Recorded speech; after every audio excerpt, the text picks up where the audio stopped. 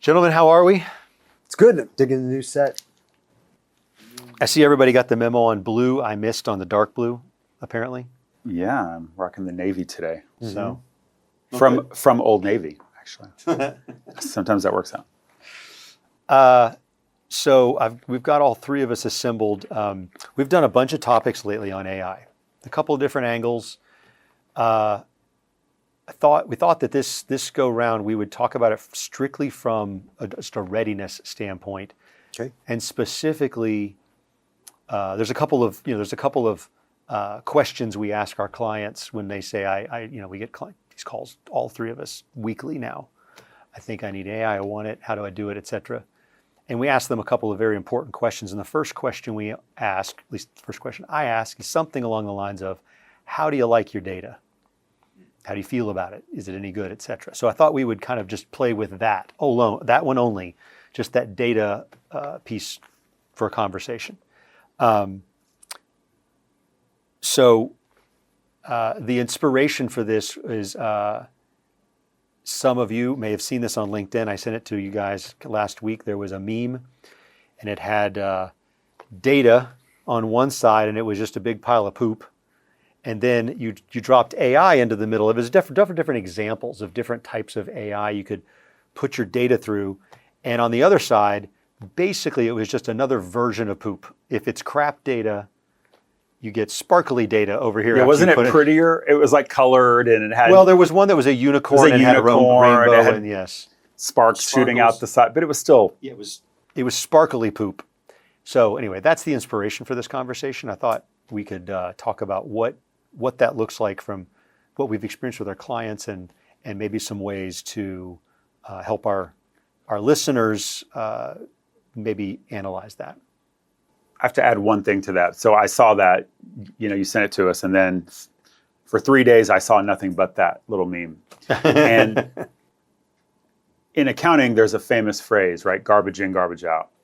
Someone tied the two things together, and they literally said poop in, poop out. Right. I hate that word, but I said it on the podcast. But it's the same concept. It's exactly the same concept. Whatever goes into the system, into AI, if it's bad or it's, inaccurate or it's not thorough, whatever, it's going to come out. It might be sparkly and pretty and rainbowy and unicorny, but it's going to be crap. Yep. Right? I mean, that's the big topic. Right. So let's start talking about it from a point of just strategy.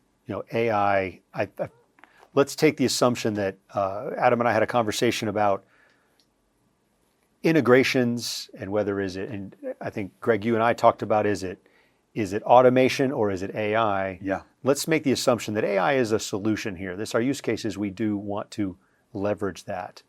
What is the first thing that we would want to go figure out? What's the first thing you guys would think about as far as data sources? Well, I mean, assuming that you already understand what the end result is, the desired end result. So let's make that assumption. We already know we want to get these certain reports out. We want to be able to see this kind of data visualized in a pie chart, a bar graph, something like that. So the first thing you have to say is, well, where does the data live? Is it in different systems that we need to pull together?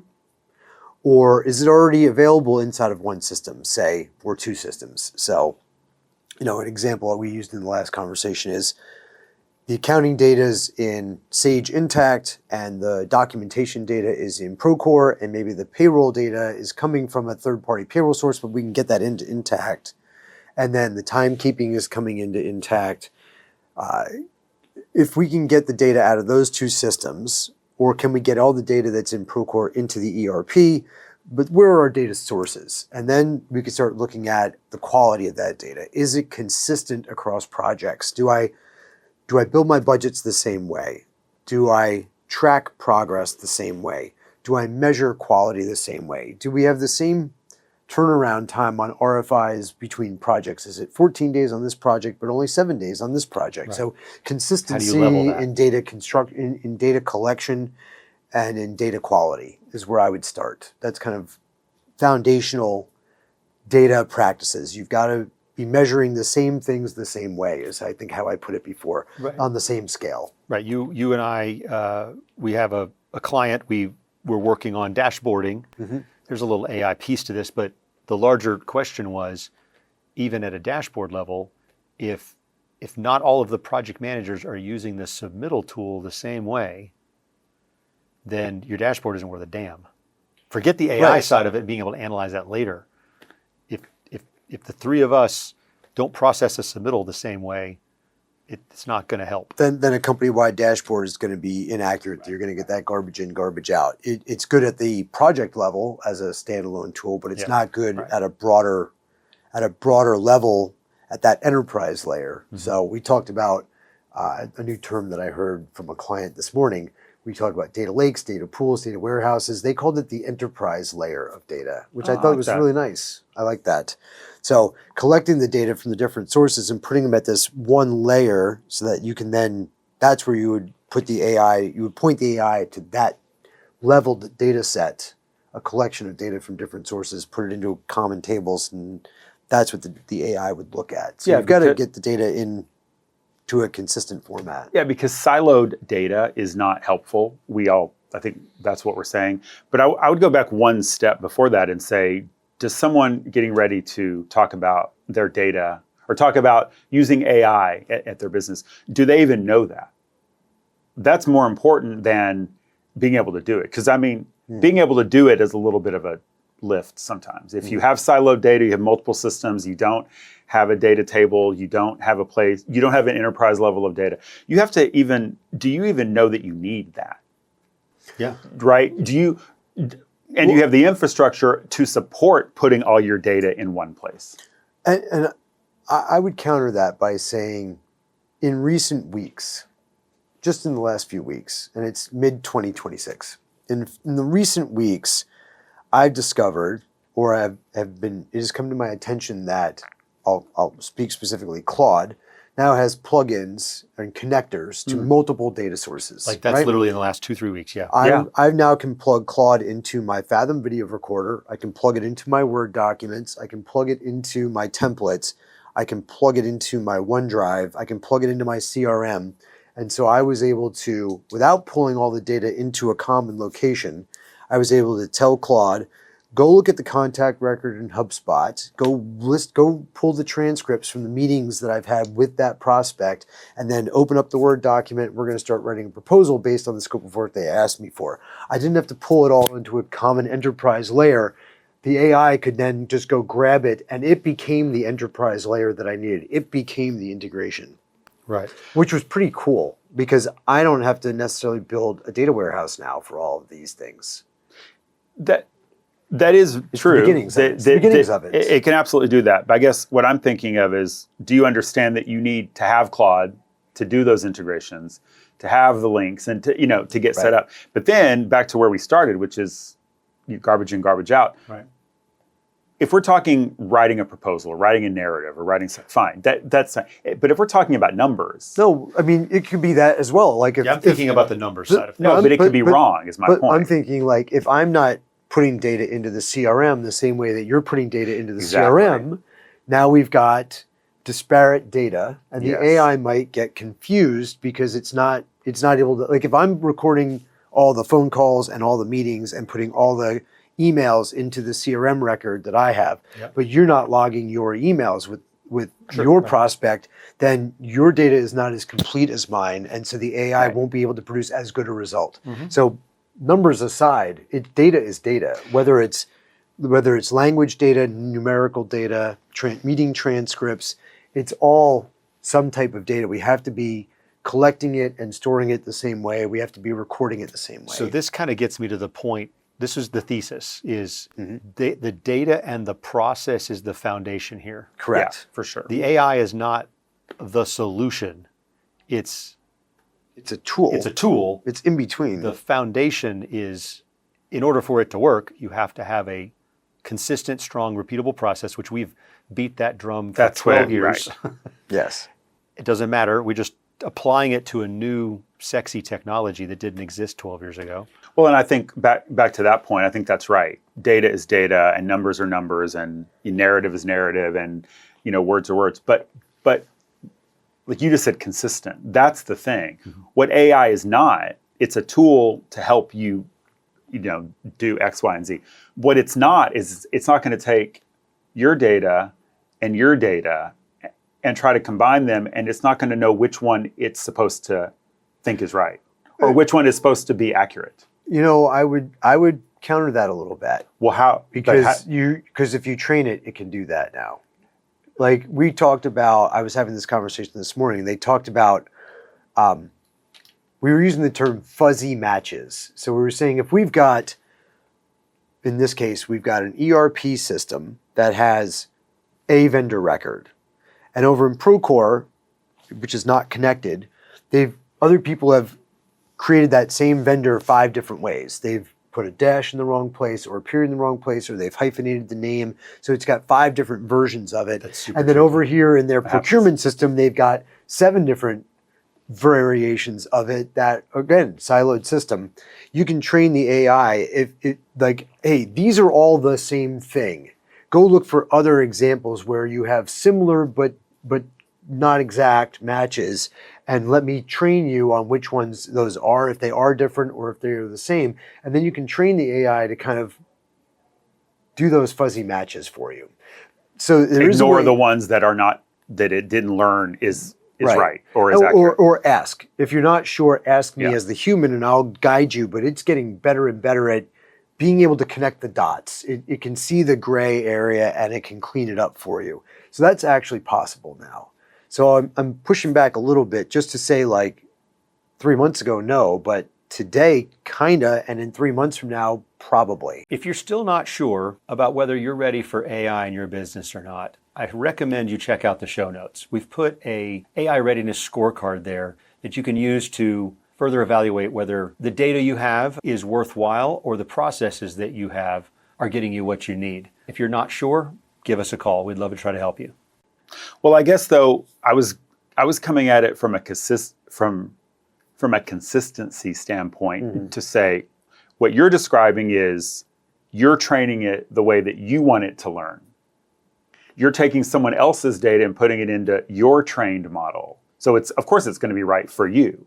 Well, but across your whole organization. If we're training it at a company level, that's what I was going to say. If it's a steering committee that is now deciding how to train it, that's probably that's probably more what I'm leaning towards. And I think that's the key to what we're talking about. Yeah, AI is going to continue to get better and better and better. I think we've seen it in real time, and I think we all understand that. But I think there's an infrastructure question here about what do you want your organization's baseline to be? What do you want your training to be? What do you want your,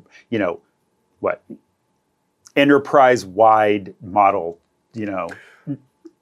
as opposed to just one person doing it one way, one person doing it another way. The other thing that's interesting about this for construction that just occurred to me, because I've been doing this with some of my clients, is I'm going to use the daily log as my example, right?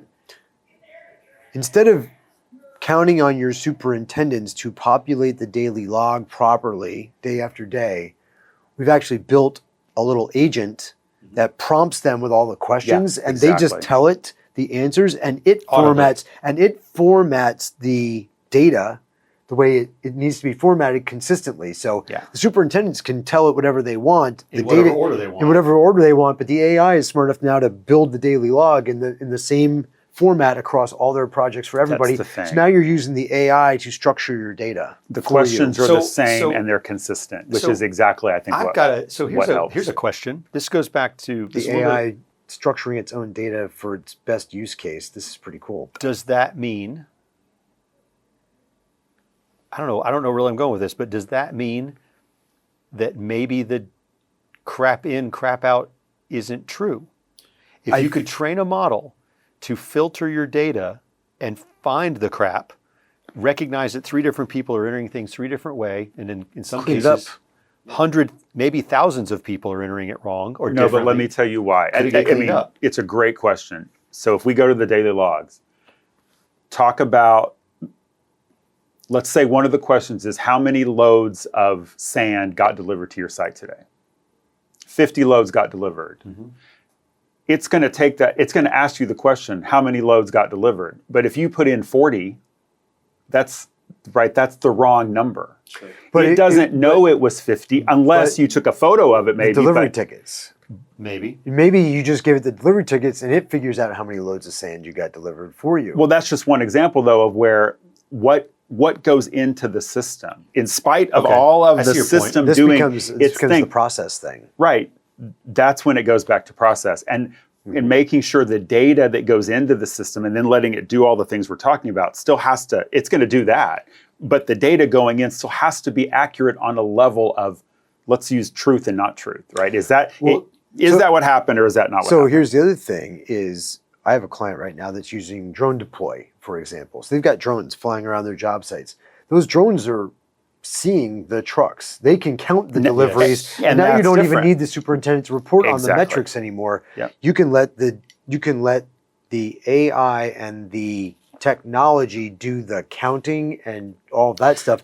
What you're asking the superintendent is, you don't Verify even, it. It doesn't even have to ask you, for example, did you do a punch walk today? You can go look in the punch list tool and see if you created any new punch list items. Yeah. It can go look at the quality logs and see if you created any quality issues. If you're just using the tools in your daily routine, the AI can collect all the data for you out of those tools for the reporting purposes. Which goes back, so I repeat this over and over again. In the old days when we were filling out Excel logs or counting trucks, the report was part of the process. You had to do the thing and then log it. A well-designed system, the log or the report is just the product of the process. it's an artifact. Yes, Yeah. thank you. If you're entering the data, then the report just happens. You just literally press print Yes. or Yes. run or whatever. Or maybe it's running automatically on whatever. What we're saying here is there's a couple different use cases here. Yeah. Your point is valid that if your system is that you don't have drones, That's exactly right. you're a $10 million company and you've got a guy standing at the gate going check, check, check, and then they got to go meet with the Terracon rep who's also counting trucks for the owner and go, did you get 10? No, I got 12. Shit, how are we going to deal with this? Yep. That happens real world every single day. Right after you argue about how many tons or how many yards are in each truck. And you talk about your kids, and you're ready Right. to talk for the weekend, So and you're there's not paying attention. There's All of that. different It's exactly use cases. There's Future Boy over here that's got he's way out. He's thought leading out there. Then there's probably somewhere in the middle of there are people out there that are still counting trucks. But I think that's what I meant by infrastructure. I think we can all probably agree that in some future, whether it's tomorrow or 5 years from now, there will be a way to almost do everything you're talking about. There will be a future way to have less reliance on human error or bad data. But right now you have to have the infrastructure to have the drones, to have... And it's getting cheaper and cheaper. It's But getting you're cheaper right. and cheaper, but you still have to have it, or else you can't use it. I think but that goes back to we had a conversation this morning about this. You and I talked about this morning. It is all about finding the need. What is the need? Yeah. What do I problem are you want? solving? What problem am I solving? What's the result Exactly. you're trying to get? And then you apply the tool to that. Yeah, that's right. So one thing that has occurred to me over the last couple of months, and I've been reading about it, and I'm reminded of it again right now.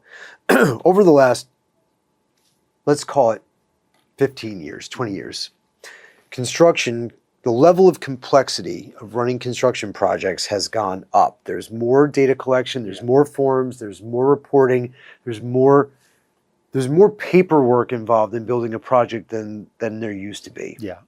And In some places, just because you can, unfortunately. and some places because it's required because of for whatever reason. Yep. And that complexity, the complicatedness of running construction has gone up and up and up and up. And I think we're at a precipice now.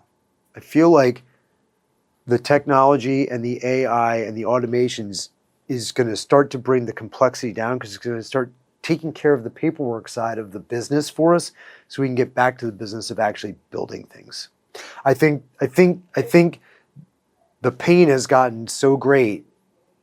I was talking about this with clients just this morning, and they're like, like we spend so much time doing the paperwork, we're not out and on the job sites, walking the job sites and building the job. Yes. And that's why the younger generation is having such a hard time learning how to build, because they're so inundated with having to do so much paperwork. And we push all that onto the junior people in the office. Always have. And I think if we could automate or use the AI to bring the complexity or the amount of time it takes to get that work done, we get them back out in the field more, and that's how we get that time back with this younger generation and teach them how to be builders again, and not just construction paperwork processors. I'm all for that. You want to run for president of construction, I'll vote for you. I think that's the right idea. I think it's a really interesting point, because I'm just sitting here thinking about, if you use the classic example, right? The pyramids were built 5,000 years ago. People have been I would building dispute structures. that. I'll dispute that, but People have. Oh, I'd love to hear that. Probably not on this actually, podcast. no. Yeah, hopefully when no one's recording you, because it's going to be embarrassing. watch Graham Hancock. on People Netflix. have been building structures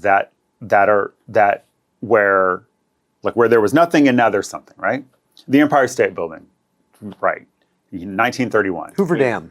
Call it what you want. Did we build those? Yes. Okay, just want to check. Got it. Okay. So those were built with no laptops, no computers, everything, right? I do believe that whether it's Barely had gasoline engines back then. so it's the more data is what we're talking about. Yes. It's not just the more paperwork, it's the more data. More things can be reported on now. You can have more data points. You can have more output. You can have more inputs. You can write things, down more. You can track things differently. There's just more information to fill a bucket than we've ever had on a construction yes. project. What's interesting is that information has almost always been available. We just didn't bother collecting it. Yeah, I was going to say there's a certain matter of If you The wanted to know, cost of collecting it was too high Yes. to make it valuable. Now the cost of collecting that data is very, very, very cheap. It doesn't mean we don't want it or we shouldn't use it. It just means there's more of it and it's cheaper to get. And so what we're talking about in this episode is it starts and ends with that data. We've quintupled the level of available cheap data that we can have on a construction project now, probably in the last 20 years. 15, 20 years. And now there's more of it. So it needs to be more thought of? Well, it's Considered? Well, it goes back to the how are you collecting it thing. So the drone idea is And why are you collecting it? Yeah. it's an outstanding example of, do you have the means to collect it in a way that is unobtrusive? Let tech collect the data, so There's no human error in a photograph. It's real. yeah, I was going to say another example could be static photos or maybe video over time, and technology analyzing your schedule progress, as opposed to a human. We talked about this earlier. A superintendent walking through a job, give him an hour, he'll go, I can tell you everything that's wrong. I'm not sure how to solve all of it yet, but it's because he's walked 10,000 jobs. Exactly. Or maybe not 10,000 That jobs. computer is his brain. Right. Is what The point that is- You got 10,000 hours, Yeah. 20,000 The point is hours. there are some yeah. things. There are some pieces of data that we can collect very cheaply, and there's some things that maybe the tech just hasn't caught up to being able to make it cheap yet. But I would say either way, that data that we collect, the data that we choose to collect, the data that we decide is important, back to I think that's the thesis of the episode, right? Has to be somewhat usable. It's got to be consistent. It's got to be usable to put into a model that you built, that you've trained, in order to get output out of it. Or else you're just putting data in for the sake of data, whether it's good or bad. I think now I think I did we're start going to the reframe episode that. by saying, let's assume that we already know what outputs we want to get. Yeah, exactly. Right? Which You is have to where start with the end in infrastructure- mind. Yeah. Start with the end in mind. And then Well, it's interesting because you were describing the state of things. We've an inflection point. What you drew was, and I always forget the name of this bell curve. Yeah, well, it's a bell curve, but there's a specific name attached to the change curve, and you hit the top, and you drop into the trough of disillusionment, and then you level back up, and you actually start to get productive gains out of it. I think that's what you were describing. Trough of Disillusionment The sounds top like of a the really good novel. The top of the curve Sounds is like the name of a good metal un- band. The top of the curve is named like unrealistic expectations or whatever, because you're climbing the curve going, look at all this crazy shit it can do. You get to the top, you're like, well, it can do a lot of it, but some of it's more expensive than we thought. Yeah. Shit. And then you kind of curve back up and you level out. Here's where It's Here's a kind of little like this. it's a little bit like that. A little bit. Kind of why I drew the swoosh this way 12 years ago. It was like, you're going to have all these gains. There's going to be a dip because you have to go through some pain. Trough of disillusionment. That's probably what that is. But then It's called that back on now the anyway. upswing. It is wasn't now. Yeah. I didn't call it that back then. I just called it the dip. Right. But there's always a dip before you accelerate again. But that The was- stock market does that too. But that was what you were describing of, specifically to the AI, is this idea of maybe we're starting to go down that the backside of the curve is happening. It's like things are going to start to get easier because we're going to start letting the AI or the automations take care of some of the time-consuming, repetitive tasks that don't need a lot of human. I don't want to say they don't need thought, but they're kind of automatic. They're just like collecting the data and putting it in a report and spitting it out. Yeah, I think Used to take up a lot of my time updating logs and this thing. If I can have that automatically done, then I get more time to spend on other things. I think about it in terms of we're finally coming to a point where we're getting real practical, everyday, affordable use cases for this new sexy tool that 2 years ago, a year ago in some cases, we started talking about this about 2 years ago. Yeah. It's really gotten crazy in the last 6 months to a year. We're hearing a lot about it. We're finally getting to a point where the technology, we've talked about this internally. 2 years ago, ChatGPT does not do a tenth of what we can make it do today. We know that 100th. Yeah. So the point is that technology's changing over time. We're learning use cases in real time.